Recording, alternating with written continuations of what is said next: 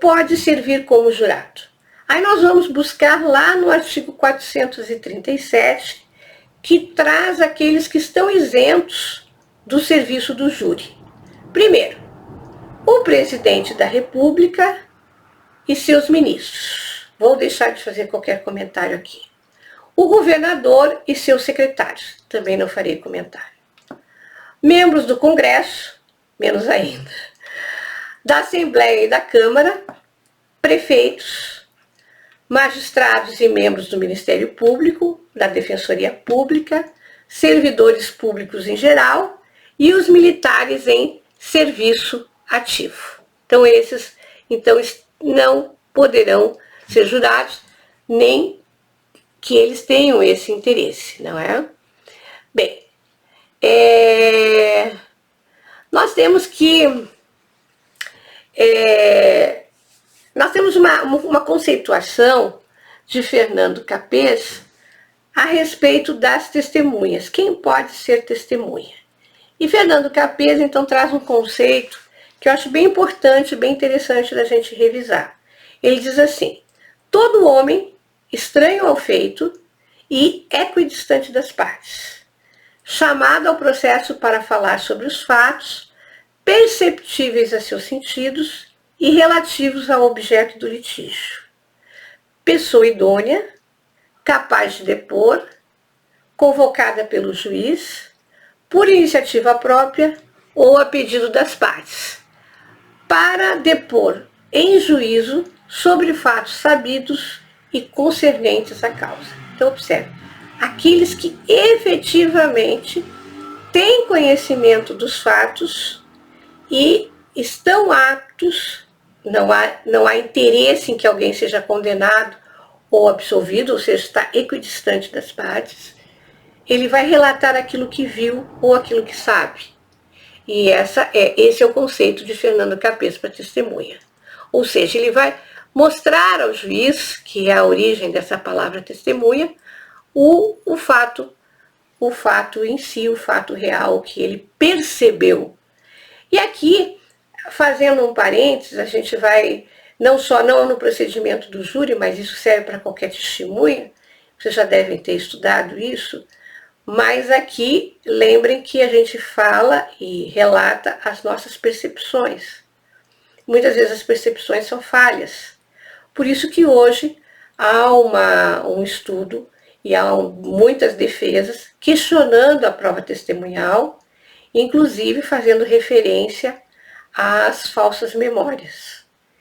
É um fenômeno que existe na psicologia, a psicologia explica com muita lucidez o que seriam falsas memórias. É aquela situação em que você pensa ter visto alguma coisa. De certa forma, isso lhe é induzido subliminarmente. E você acredita que você viu ou que você testemunhou aquele fato, quando na realidade não aconteceu. Então é diferente daquele que mente para ajudar alguma das partes ou para prejudicar a outra. Existe esse fenômeno e é bastante interessante de se estudar a respeito. Pouco se aplica hoje no processo penal, pouco se consegue comprovar a ocorrência de falsas memórias. Não é assim tão simples, mas o fenômeno existe. Inclusive, no semestre passado, até fui orientadora de um trabalho de conclusão aqui da universidade, em que foi tratado sobre esse assunto, sobre falsas memórias e como elas poderiam ser utilizadas a título de prova no processo criminal. E é muito interessante, a pesquisa foi muito bem feita, e é muito interessante assim você ver que algo que foge à tua compreensão pode perfeitamente acontecer. Que está muito longe do concreto, mas que você quase tem certeza que efetivamente aconteceu. Então, nós temos que pensar que as características da prova testemunhal, normalmente a oralidade, nós temos a questão da judicialidade, nós prestamos compromisso, a testemunha presta compromisso de dizer a verdade,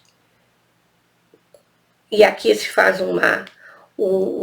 se retira aqui o papel do informante, aqueles que têm vínculo com as partes, então aqueles não prestam compromisso e também não são testemunhas, e devem ser objetivas, devem responder a respeito do que está sendo perguntado e aquilo que elas se recordam que viram sobre os fatos.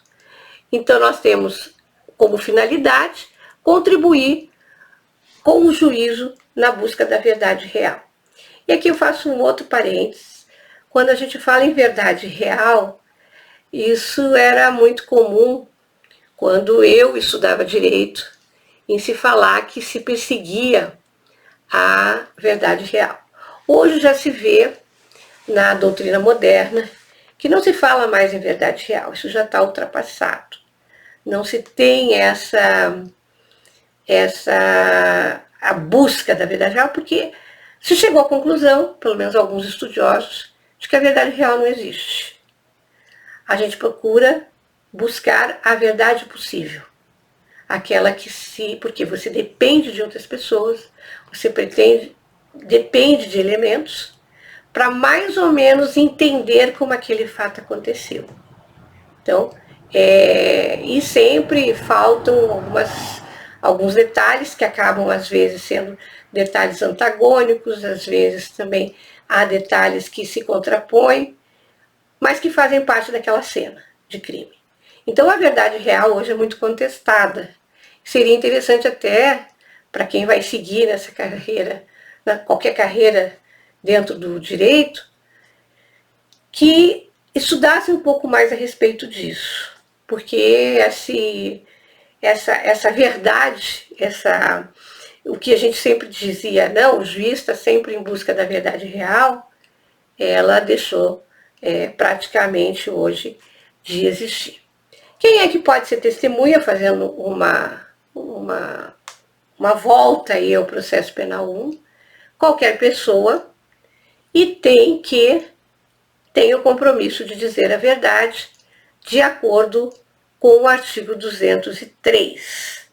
Se essa pessoa mentir e estiver sob compromisso, ela pode incorrer no tipo penal do artigo 342 do Código Penal. Quem é que pode ser dispensado do dever de depor? Aí nós vamos encontrar a relação lá no artigo 206 do Código de Processo Penal, que traz todas aquelas pessoas que têm uma ligação com o acusado e que por isso poderiam beneficiá-lo de alguma forma no seu depoimento. Aqui nós temos que entender também que o STJ diz que aquelas pessoas que estão elencadas ali no artigo 206, por exemplo, o ascendente, o descendente, eles estariam dispensados, mas eles não estão vedados de depor, não estão proibidos de depor. Eles podem prestar depoimento, mas serão ouvidos na condição de informante, ou seja, não prestarão um compromisso legal de dizer a verdade. E também essa dispensa deixa de existir quando se tratar de crimes praticados, por exemplo, no interior da residência, no convívio familiar, crimes de violência doméstica, quando o único meio de prova é justamente a oitiva dessas testemunhas que fazem parte daquele núcleo familiar. Também aí isso estão dispensadas. No artigo 217 nós temos as proibições, que são diferentes. Então ali é vedado o depoimento em razão da função ou do ministério. Aqui o STJ também fazendo uma parte, ele incluiu o contador entre aqueles que estariam proibidos de depor sobre fatos conhecidos em decorrência exclusiva do exercício de sua função.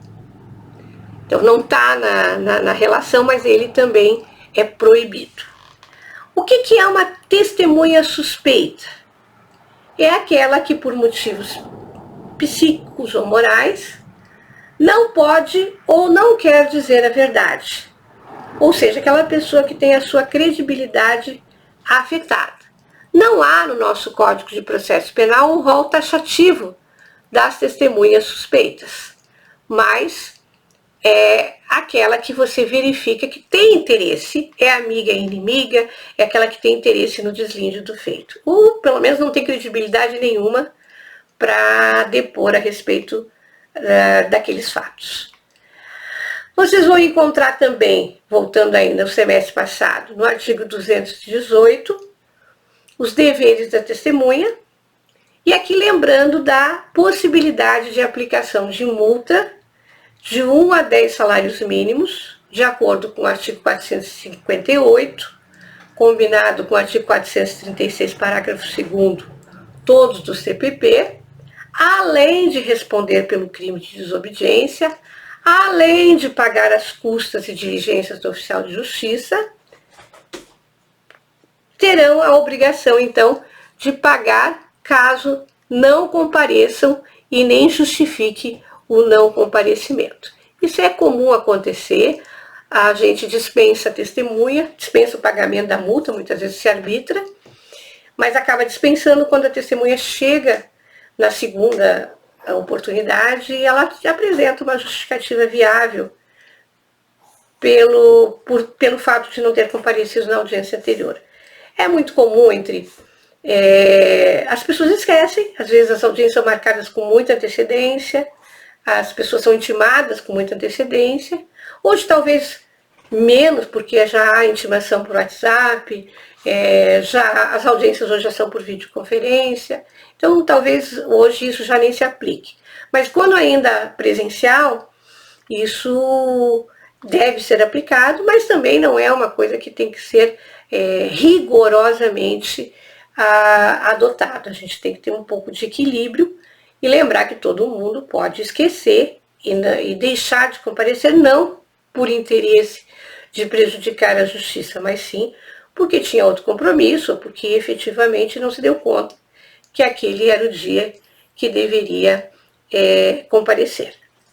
Voltando um pouquinho ainda dentro desse assunto de testemunhas, vamos relembrar.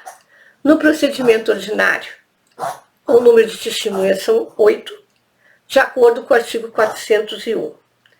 No procedimento sumário, o número de testemunhas é até 5, de acordo com o artigo 532 do CPP.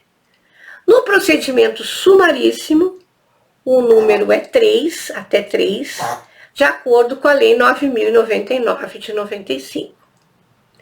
E no procedimento do Tribunal do Júri, aqui a gente fala no procedimento em plenário, no julgamento do mérito, é até 5, de acordo com o artigo 422.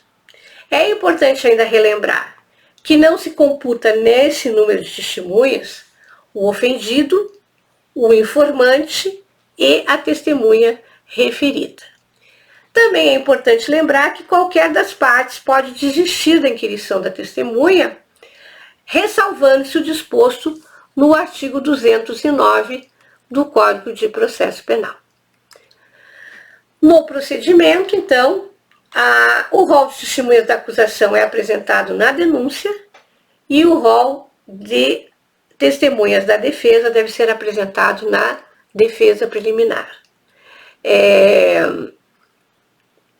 Aqui, vocês vão analisar o que diz o artigo 473, nós já falamos sobre isso, onde, iniciada a instrução plenária, começarão, então, os depoimentos, caso as testemunhas tenham sido arroladas, e a declaração, e depois o interrogatório, a declaração do ofendido, se for o caso, se for uma tentativa, e a do réu no final. Aqui também nós temos que observar uma mudança, não tão recente, mas anteriormente nós tínhamos, antes de se ter, a noção, o entendimento, que o processo é o acusatório, ou seja, quem tem que produzir a prova é a acusação. Mas antes disso, aí volto de novo na verdade real, que é aquela que acaba nos deixando um pouco confusos. Quem queria testemunha era o juiz. Então se a testemunha fosse enrolada, primeiro ele fazia todas as suas perguntas sobre os fatos, sobre o porquê a testemunha estava ali, enfim, o que ela tinha visto e tal. Depois ele passava a palavra para quem tinha rolado. Fosse o Ministério Público, o promotor fazia a pergunta ao juiz, que refazia a pergunta à testemunha, que respondia para o juiz e que acabava ditando para a pessoa que estava digitando a audiência. Então vejam o tempo que isso levava. Assim sucessivamente, tanto da acusação quanto da defesa. Quando se entendeu que o processo é acusatório, as perguntas, então, passaram a ser feitas diretamente pelas partes, sem que o juiz precise intermediar essa pergunta para a testemunha. Observando, entretanto, que o juiz poderá indeferir a pergunta se ela não tiver nenhuma relação com os fatos. Então, no processo de júri, os jurados não podem inquirir, podem inquirir, mas não podem inquirir diretamente ao ofendido e as testemunhas. Eles farão as perguntas ao juiz, ainda como no procedimento anterior, e o juiz, então, fará as perguntas para a testemunha ou para o ofendido daquilo que eles têm interesse de saber. Também observem o que diz o artigo 473, parágrafo 3º, onde os jurados poderão requerer acariações, reconhecimento de pessoas e coisas, esclarecimento de peritos, leituras de peças que se refiram às provas colhidas por carta precatória, as provas cautelares, antecipadas ou não receptíveis. Então, tudo aquilo que eles entenderem necessário para formar o seu convencimento, é possível que seja feito o requerimento ao juiz-presidente e que seja deferido para que não reste nenhuma dúvida a respeito da inocência ou da culpabilidade do acusado. Pessoal, ficamos por aqui. Na próxima aula a gente vai tratar ainda, continuamos ainda no procedimento de júri, nós vamos tratar do Ministério Público, nós vamos tratar então de mais detalhes a respeito da sessão plenária, fazendo algumas lembranças, trazendo algumas recordações do semestre passado. E nessa semana, para a alegria de vocês, então até porque a gente não terminou o procedimento do júri, eu não formularei então um exercício de fixação. Deixarei para fazer quando encerrarmos então essa parte desse procedimento. Aí nós vamos fazer mais alguns estudos de caso ou mais alguns exercícios de fixação. O importante é que entendam como que se processa os crimes dolosos contra a vida. O importante é que não fique nenhuma dúvida entre todos os procedimentos que nós estudamos até agora. Todas as semelhanças e todas as diferenças. Ok? Então, nos encontramos na próxima quinta-feira, no mesmo horário, e vamos marcar então aquela nossa aula do Google Meet, para que a gente tire, talvez eu deixe a aula gravada no mesmo formato, mas a gente venha se encontrar para trocar ideias, fazer sugestões, ou quem sabe retirar dúvidas a respeito do que a gente estudou até agora, antes da prova, para que se possa então ter uma tranquilidade maior ao fazer a avaliação. Obrigada, beijão em cada um e mandem as suas dúvidas por e-mail, por WhatsApp, da forma que eu puder ajudá-los. Beijo!